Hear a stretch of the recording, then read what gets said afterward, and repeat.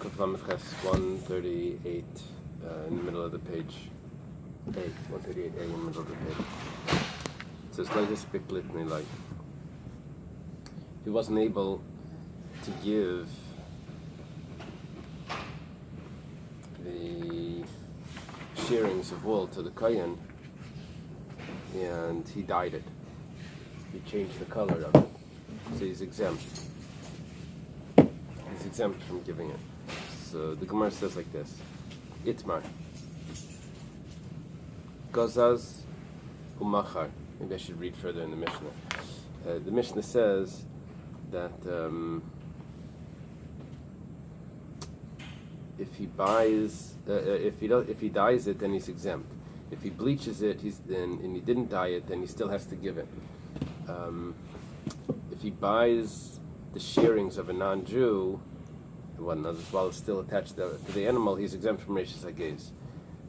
If he buys from his friend, then that depends if the friend retains some of the ownership. So it says, Itmar was stated by Amiroim. Gozaz umachar, it's the middle of the page of 138. He sheared the wool and he immediately sold that animal. Umachar Rishayna, you have that in. Or Rishayna. He sells one at a time as he's shearing it. So what happens is, the sheep belong to him when he cut the wool. But when he has 5 together, he doesn't own it anymore. So while he was cutting it, he had an obligation. But when he finally has the right amount, they're already not his.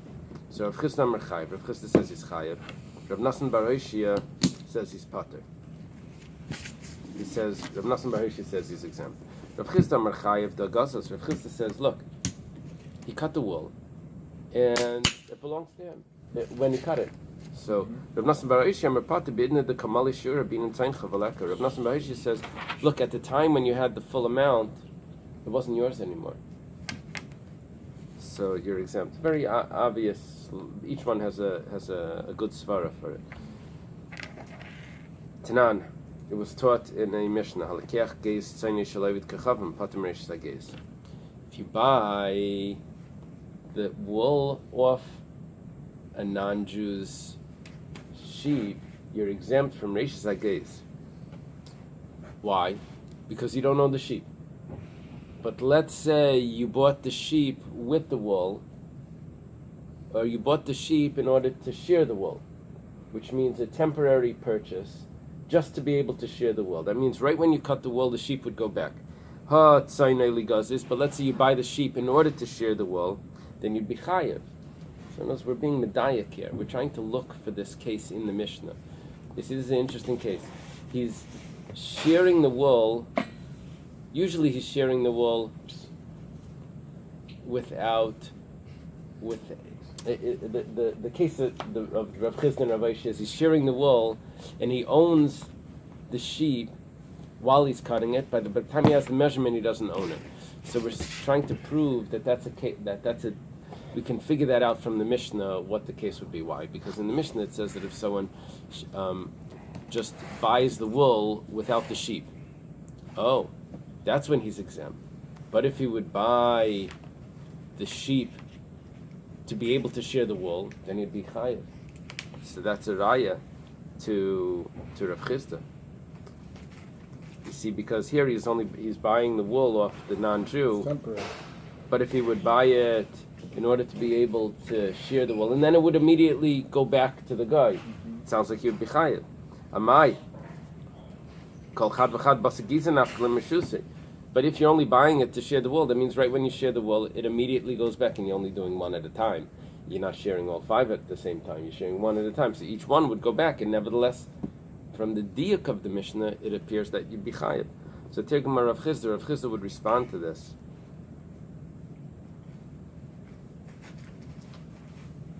Ali b'der Rav Nassan Bar Hoshia. He's answering for his friend. To help Rav Nassan Bar Hoshia's svara, which is interesting. Nice. That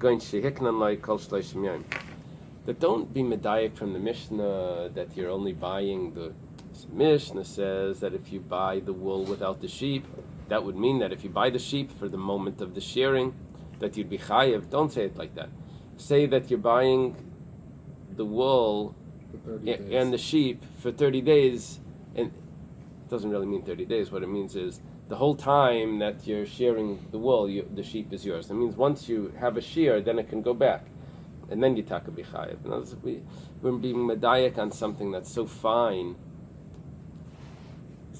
The fact that we gave this case that you just bought the wool without the sheep doesn't mean that if you would buy the sheep for that second, you'd automatically be chayav. What it means is that if you buy the sheep for the 30 days of the shearing of the wool, then you'd be chayav.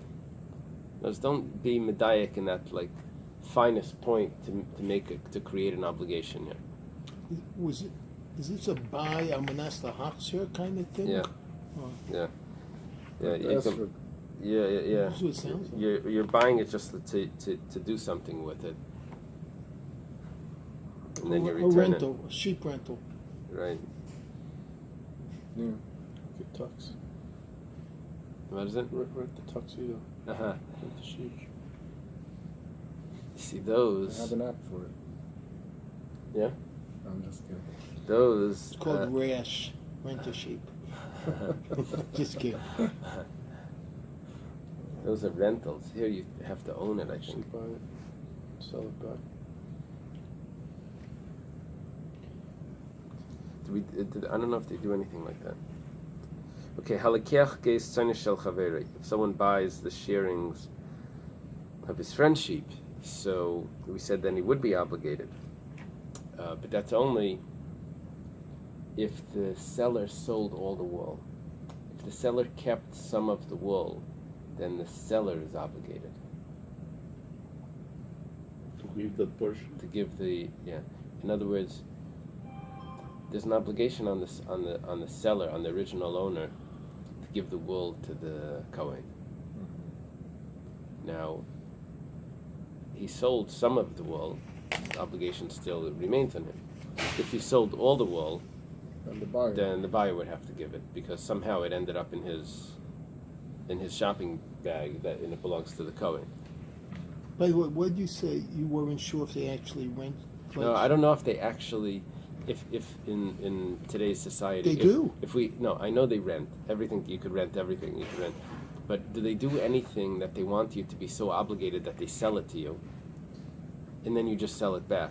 Does that exist? I don't know, but it used to be like all that empty land, like where Davy is, and as you would go out, Cooper City. Remember, all you saw were cows on there. Uh-huh. That was because the people on the land didn't want to pay the real estate taxes. So since it was also, what do you call it? Cooperative? No. It could also be farmland. All they had to do was they would rent bulls, sheep, cows, horses. All you'd see them on there. They didn't own them, just so that it would be called graze farmland. They wouldn't pay the taxes. They were exempt from it, and that's why I used to always wonder why I saw all these animals out there, and that's what it was all about. Wow. Interesting. Makes sense. There's always a economic reason for. But these guys are long-term investors. They're very savvy. They Oh yeah, they knew what they were They know doing. Mankana, who's the opinion? Who's the opinion that holds that if the seller retains some of the wool, then the seller needs to give to the Kohen? Amar Rav Chisda, Rabbi Yehudi. Rav Chisda says that it's the opinion of Rabbi Yehuda. The Tanan that it was taught in the Mishnah, say someone has a field, a grain field, but there happens to be some trees in the field. He sells the trees. So nice and payah kol echad v'echad. Each tree needs its own payah. Why? Because of the grain that's going in between the trees is separating it. Rabbi Yehuda says, Masai, when would I say that? Bizman shli shir balasada. That's only if the owner didn't retain some of the trees. But if the owner retains some of the trees, I will shir balasada nice and payah kol. Then the owner of the original owner, the seller, could give payah even on his grain, and it will cover the trees because it's all one field. That's if he retains some of the trees. If he sells all the trees, then each tree is considered separate. But if he retains some of the trees, then it's all considered his field, and he can give it. What does that mean? That the payah which is a gift to the poor, wasn't sold yet because the seller retained some of the trees. So what that tells me is that if he retained some of the wool, then the gift to the Kohen was still in his possession. Amalei Rava says, V'amaru da Amar. Rav Chisda, he's talking to Rav Chisda. He says, but the master said, V'hu sheschel ba'al sadalikzer. When do we say that when he sells it, he's retaining the obligation? That's only if he sells it after he started to harvest, because then the gift to the poor was already the obligation to give to the poor already started, and he just sold off some of the things, but he still retains the obligation. However, if he would have sold some of them before, then before he was obligated, then those things would be obligated on their own, because he didn't have the obligation yet until he starts to harvest. So v'chitem, and if you're going to tell me hachanami, that here's the same case, that when is he selling the wool? After he starts to shear it, which means that the seller already has the obligation. Maybe you'll say that's the same case over here. So Rabbi says, over there it says, when does the obligation come? When you begin to harvest. So once you begin to harvest, if you start to sell, you're already obligated. And if you don't sell it all, then the obligation remains in your property, in the seller's property. Automatically, once you start to harvest, you become obligated in the whole field's gifts to the poor. But here, by the sharing of the wool, from the time that you share the wool, you don't become obligated to give the wool. You're only obligated when you've finished shearing the wool. That's when you're obligated. So why are you saying that this is the opinion of Rabbi Yehuda that says that if the seller retains some of the wool, he retains the obligation to give it to the Kohen, when there was no obligation yet until he's all done? And when he's all done, it wasn't in his possession, some of it. And so the obligation would go on that. And maybe, who says that it goes on? No, he wasn't obligated until it's all done. So Elam Rava gives a different author to this opinion. They can't split the obligation like a Shayim Ochsim kind of? It needs to be the right measurement. Each one would need to own the full 5 sheep. Hi Tana, Rava says that this Tana is the opinion. The Tana was taught in the Mishnah. Amalei Machali b'nei me'ah shel parazu. We had this Mishnah. Someone says to the butcher, or someone who owns an animal, he says, "Sell me the inside, the innards of this animal." V'haya ben matanis. And in that package with the gifts that belong to the Kohen, the stomach. So nice and Kohen. He gives them to the Kohen.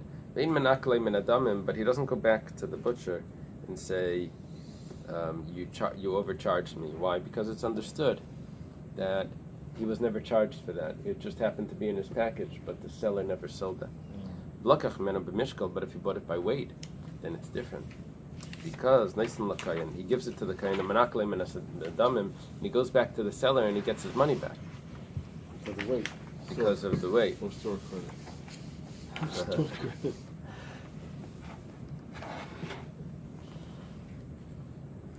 Alma, sometimes it's even worse than that. Sometimes they say you can take a different one.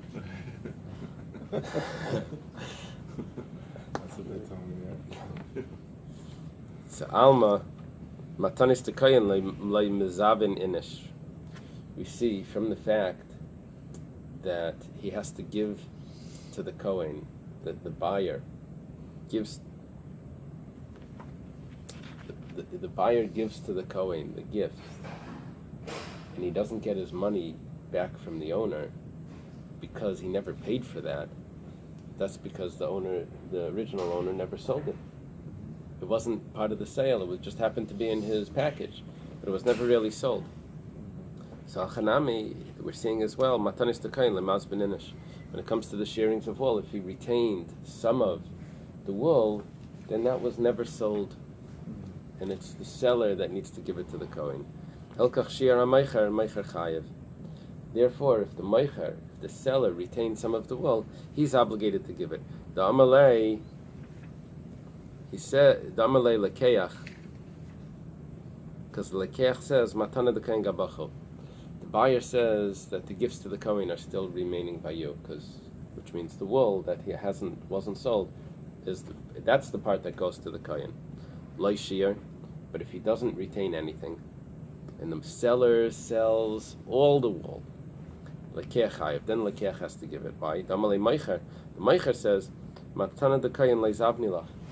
I never sold you that.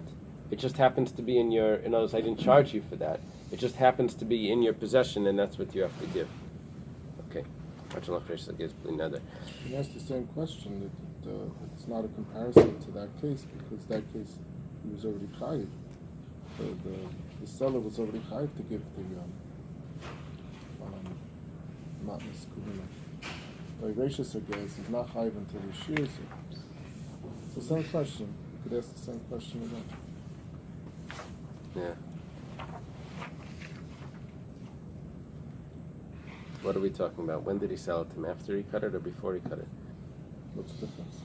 It's chayiv right away when you shechted it. No, wait, 1 second. We're doing a comparison here between the matanas to the wool. Right. So the case of the matanas is where he buys it, of course, after it's shechted. Right. And he ends up with an extra piece in his thing, and he has to give it to the kohen, and he doesn't get because that was never sold to him. Because he's already chayiv to give it. Right. Once he shechs the animal, Now let's take it over to the wool. The wool, he buys the wool from his friend while it's still attached, or after it's cut off. I don't know. I guess it's not attached. It's still attached. I think it could be attached. Yeah. And he ends up with a bunch of the wool.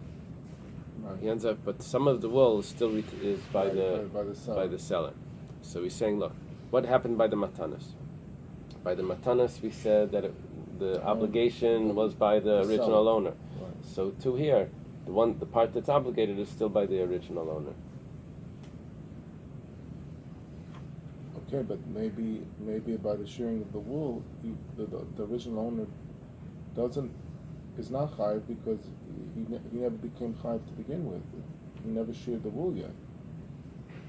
The only time the chiyuv starts is once you have the obligation. So maybe he passed that over to the buyer, because the buyer is the one who's shearing the wool. The chiyuv didn't start yet. Uh-huh. That's what we asked.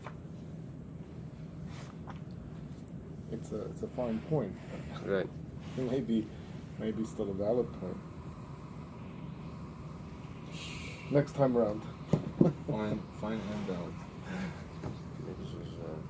Says here, Rashi says, he gives the Reishis Hagez because the seller did not sell it to him. That would have avoided the obligation, but simply included it in the fleece being sold. Hence, the buyer acts as the seller's agent when he conveys the gift to a Kohen above. Does that help solve it? It definitely sounds like it's... Rashi notes that since the reason the buyer must give the Reishis Hagez is that we assume the seller did not include the Kohen's portion in the sale. Right. It emerges that if the seller had stated explicitly that he is selling everything, including the Kohen's share, the buyer would be completely exempt from giving wool to a Kohen. So therefore, since he didn't say it, so we assume that he is obligated. Kept the obligation. The seller kept the obligation. Yeah. Right. So it's an assumption. Right, the seller kept the obligation. Okay. Shiluach HaKain. Gets confused. Shiluach HaKain is sending away the bird. Noig ba'aretz u'b'chutz la'aretz. It applies in the land of Israel. See if you got it right. And it applies outside the land of Israel. B'fnei Bais, it applies when the temples are existing. Just like b'fnei Bais. And even if the temple doesn't exist. Even North Miami Beach. B'chulin, mundane animals. Avalei Mekdashin, but not with sanctified animals. I actually have a duck nest right now in my house. I don't feel like sending it away. I'm not going to eat the egg. And there's a machlekes. So anyway, whatever. I'll do it for you. Yeah. Where is it, in your front hand? Yeah? All right. It's in the plant, you told us, and hanging. That was And that was another one. I had another one hanging. I have another one. It's Allah has come to okay. Chaimer Bekisiyat, I'm sorry? Do you have to eat the eggs? No. Put it. No, you can put it back. Chaimer Bekisiyat Adam Mishiloch HaKen. Excuse me, out of curiosity, I always hear people say Shiluch HaKan. So is it What does Khan it or say? Cain? What does Here it it say? says Cain, but I Cain. always hear Khan. So It just came. Okay. I don't what does know. it say in Chumash? You know what you call it? Ki in the- Kari Lecha. that's Kan, in New York. over there in the Chumash it says Kan. Kan Tzipor. That's the New York So accent. maybe that's where it comes Yeah. It's the Bronx accent. Texas here. There's a it's from the subways. There's a Chaimer Bekisi Adam Mishloch HaKein. There's a stringency in covering the blood over Shiloch HaKein. Each Mishnah does something like this. For the last 6 chapters, we said this whole list of what you're obligated, when you're obligated to do this mitzvah, and then we compare it to something else. So Kisi Adam is more strict. Why? Kisi Adam Naig B'chaya Ba'if. Covering the blood applies to a wild animal, it applies to a bird. The mezuman and b'shein mezuman, whether the bird is prepared or not prepared. Mezuman, that would mean that whether it's owned or not owned. Shiloch hakein ina naigala ba'if. Shiloch hakein doesn't apply to a wild animal; it only applies to a bird. Right? I guess what we're going to do is send away the mother wild animal. I don't know. Ve'ina naigala b'shein mezuman, and it also only applies to if it wasn't prepared. That means if it's not owned, if it's not under your wild. Well, how do they translate mezumman It there? says wild or domestic. Mezumman Well, no, it means says prepared, mezumman not means prepared. domesticated, No. Since you're It's prepared available. or not available. Only when it's not available. Ezu shein mezumman. When is it not available? Kigoyin avazim v'tarnagolim shekinu bepardes. Let's say ducks and chickens that made a nest in a orchard. Avalim kinu bebayas v'chinyoni hardisiyos patim mishiluach. But if it's has a nest in the house, and also pigeons, these sort of pigeons, these hardisias, pigeons that they live together with, like pets. So they're those you don't have to send away because those are available. And the pasuk says, when you come across it, and only when you come across it, not when it's already prepared, not when you have a birdhouse. So you don't have to send away your duck nest because it's No, in your but house. I didn't. It's really not mine. It's really in the front yard. But that's where your anyone- yard. So can I take it? Is it on your Is property? it mine? No, I mean it's not yours. It's on my property, yeah. But it's And not it's yours. mishtameres. It could jump away. I don't have. It could just disappear from me. It's like in a cage or something. Right. Pater mishiluach. So these are exempt because they're prepared. Oif tamei pater mil shaleach. If it's a non-kosher bird, this is the reason why I don't have to, because even though it's a duck, but it's not necessarily kosher. At least we don't have a tradition for it. So, What, for duck? But Kosher duck? right, but this is a different species of ducks, which we don't. And as the sheichet one shechten. It's not what the store sells. No. Yeah, they sell the duck. No, that's only the duck, the white duck with the yellow beak that quacks a certain way. Not these. It's $50. Look. Uh, One time, mine's for free. my But it's mom not that. went that dog. We went to buy it. Same as cheap. Right. So, if it's not kosher, you're exempt. Oif tami roivitz al beitzi iftar. Let's say you have a non-kosher bird that's sitting on the nest of kosher birds, or the opposite. Vitar roivitz al beitzi iftami, or a kosher bird that's sitting on a nest of non-kosher eggs, or non-kosher. Yeah. So patam al shleich, you're exempt. And as say both the mother and the child, the mother's probably Have to thinking, both be this kosher. looks exactly like my nest. Mhm. So, kaira, it's a type of bird. How do they translate it in English? Male pheasant. A pheasant. Partridge. Male pheasant. Kaira zachar. If it's a male pheasant, the interesting thing is that these, according to the Mishnah, these male pheasants, they go and they sit on other birds' eggs. Rabbi Lezer Mechayev, Chacham Paitrim. Rabbi Lezer says you're obligated because this is the way that it does it. It just sits on different eggs, and this is considered like the mother, even though it didn't lay these eggs. Chacham say no, that's not the mother, and you're exempt. Well, the question is if it has to be a male or a female. Well, here, because it's a male, because the male has the way of doing it, so Right. that's, even though there's two aspects here. Yeah, there's It's someone the fact that else's it's someone egg. else's eggs, You but see, that doesn't matter. That doesn't matter because as long as it's kosher, that doesn't matter. But here it's, you're right. So the main point is that it's male. Okay. Rabbi Avin and Rabbi Maisha. Rabbi Avin and Rabbi Maisha, they say 3 halachas. Well, they say, not 3 halachas, they say 3 explanations for the last 6 chapters of the Mishnayos. If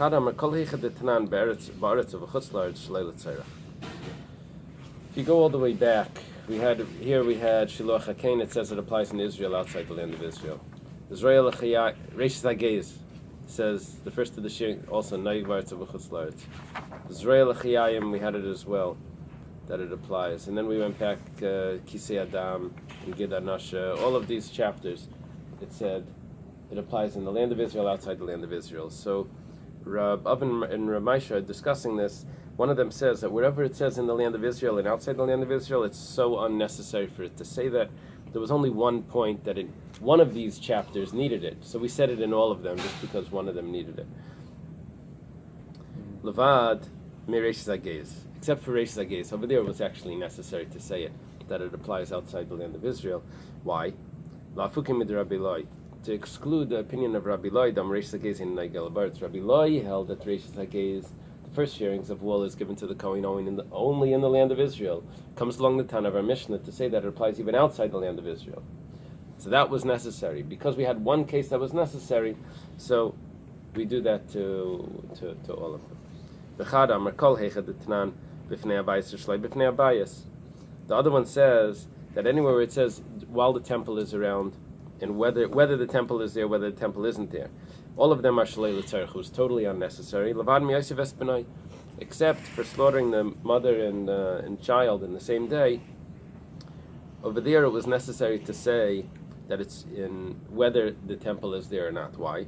Salkadait chamina could have entered my mind to say hayol binyana the kachim ksiv, because it's written in that halacha of Oisiv Esmanai l'sishchut b'yemechad is written in the laws of sacrifices. So I could have thought bismandek kachim ninag, bismandelek kachim leininag. I could have thought that only is applicable, that law, the mother and child in the same day, only when sacrifices are being brought, but not when sacrifices are not being brought after the temple. So Kamash Malan, that it applies even after the temple. So there was one case here where all of where it was necessary to say that rule. So we said it by all of them. Tarvayo Amri, both Rav Avin and Rav Maisha said it. Kol Heichad D'Tanan, anywhere where it's taught b'chulin of Makdashin, whether it's mundane or whether it's a sacrifice, or actually whether it's sanctified, l'tzayrech, they were all necessary. Levad mi Gid Anasha, except for Gid Anasha. It's necessary to say that it applies, or it doesn't apply to chulin and Makdashin, to mundane, or all of those halachas were important to teach. One of them was not important to teach, the Gid Anasha. Why?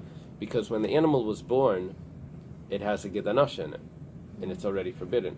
So then you sanctify it. So what, the Gid Anasha is going to disappear, or it's going to become permissible because you sanctified it. So that one wasn't necessary. But because we said it by all of them, so we said it in that case as well. So the Gemara says, Pshita. and it explains why it's not necessary. Because you consecrated it, it's going to lose its status of Gedanasha. The Gemara asks, when we learned that parak, we explained why it was necessary to say that case.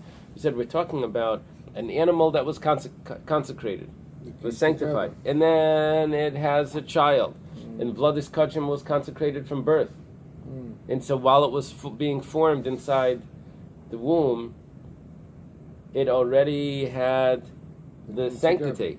And when the Gidanasha is formed, that comes later. I could have said that maybe in that case there was no law of Gidanasha because it was consecrated before the Gidanasha was. So the Gemara says, "My time, O Kim." Now, why did we say that? Lamishum de Kashalan. That was because we had the question. Like listening, don't teach that case. So we had to come up with an answer. But really, over here we don't have the question because I did Tanal Tzarech, Tananami Shlei L'Tzarech. The only reason why we needed that was because we thought that was being taught for no reason. But now that we're saying that we're teaching it because of all the other cases, so then we don't need to come up with that case and say that that's what we're talking about and it was really necessary. Okay, B'chulin Avalei M'Kdashin, Shiluach HaKain applies only to mundane animals. It doesn't apply to mundane birds. It doesn't apply to consecrated birds. Amailai, why not? If the bird was